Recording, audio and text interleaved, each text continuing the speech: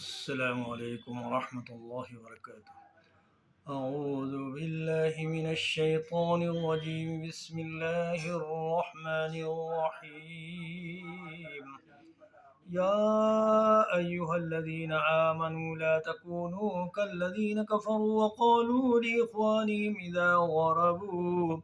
إذا ضربوا في الأرض أو كانوا غزا لو كانوا عندنا ما ماتوا وما قتلوا ليجعل الله ذلك حسرة في قلوبهم والله يحيي ويميت والله بما تعملون بصير. ولئن قتلتم في سبيل الله أو متم لمغفرة من الله ورحمة خير مما يجمعون. ولئن متم أو قتلتم لإلى الله تحشرون.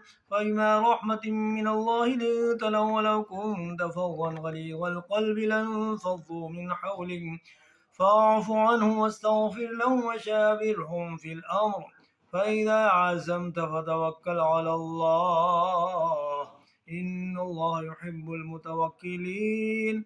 إن ينصركم الله فلا غالب لكم وإن يخذلكم فمن ذا الذي ينصركم من بعده وعلى الله فليتوكل المؤمنون.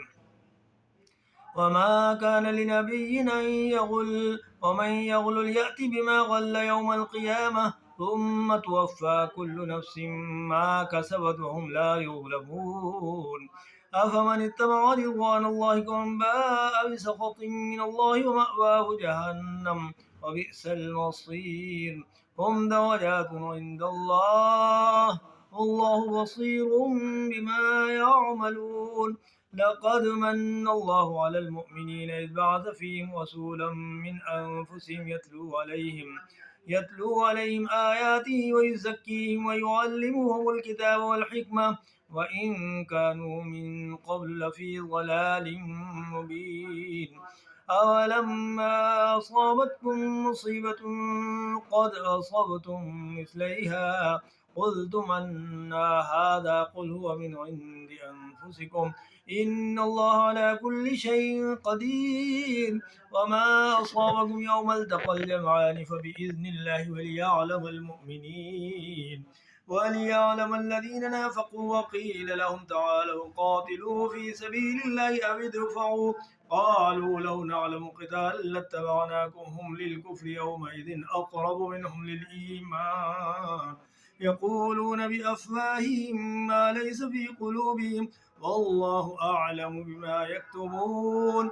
الذين قالوا لإخوانهم وقعدوا لو أطاعونا ما قتلوا قل فادرءوا عن أنفسكم الموت إن كنتم صادقين.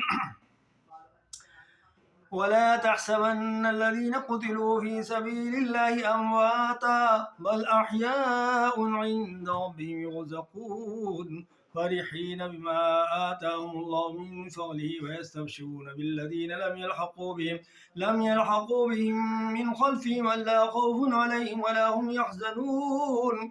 يستبشرون بنعمة من الله وفضل وأن الله لا يضيع أجر المؤمنين. الذين استجابوا لله والرسول من بعد ما أصابهم القرح للذين أحسنوا منه واتقوا أجر عظيم.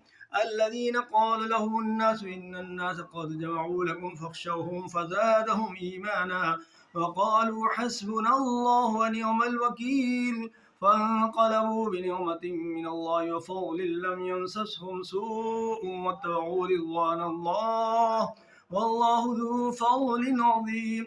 إنما ذلكم الشيطان يخوف أولياءه فلا تخافوهم وخافون إن كنتم مؤمنين.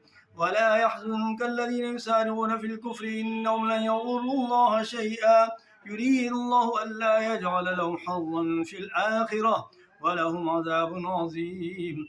إن الذين اشتروا الكفر بالإيمان لن يضروا الله شيئا ولهم عذاب أليم. ولا يحسبن الذين كفروا أنما نملي لهم خير لأنفسهم إنما نملي لهم ليزدادوا إثما ولهم عذاب مهين.